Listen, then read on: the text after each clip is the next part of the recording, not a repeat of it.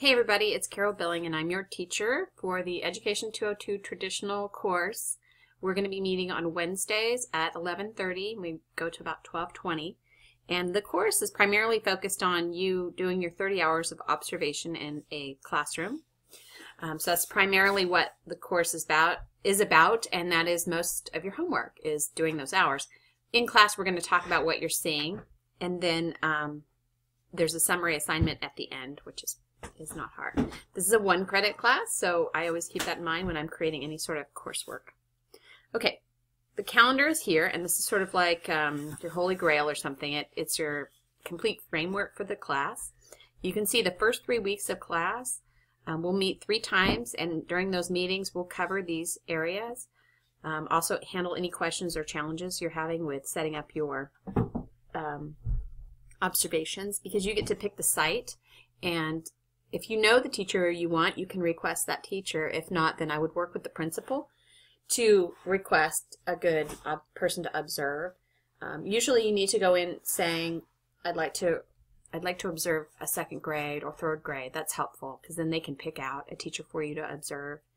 And then if you're not sure about the grade, you can talk it over with me or with the principal, because both of us, I think, have good perspective on how to narrow it down. And my usually what I say is, if you want to split the hours, the 30 hours, into 2 classrooms, observe 2 different teachers, that's good. That's fine. If you go beyond 2, then it tends to not be enough time for you to really get a good feel for the classroom.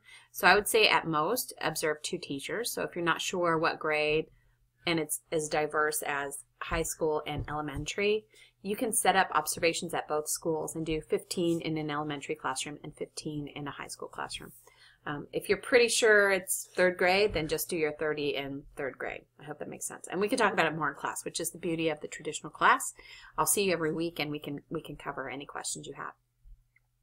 But this is the basic overall framework for the class. And the deadline, this is the class meeting. And so our first class meeting, we're going to talk about these things. There's nothing for you to turn in. I do want you to go into the Blackboard, read your syllabus and your course calendar, which is what we're doing here. And then we'll do a Blackboard tour in class.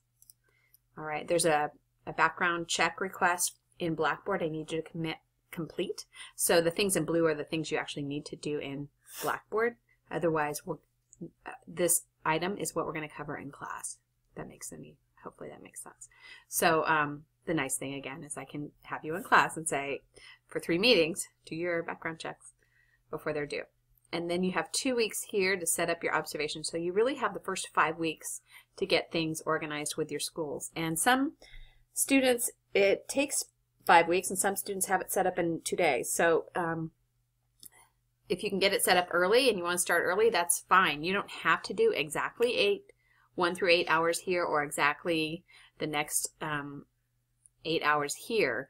This is just a guideline, but don't do all of your hours before we get to week 6.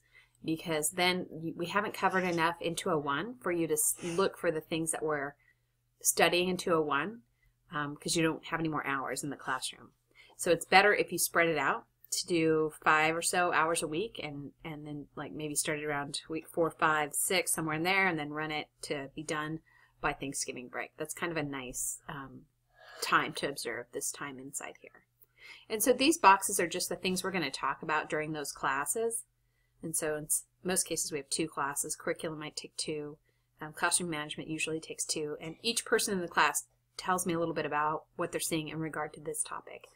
And then you are, checked off for that area. That's kind of how it's done. And you have to cover each area. So if you miss a class, like you missed the first classroom management class, you're gone on this day, you need to make sure that you come on this day and cover classroom management.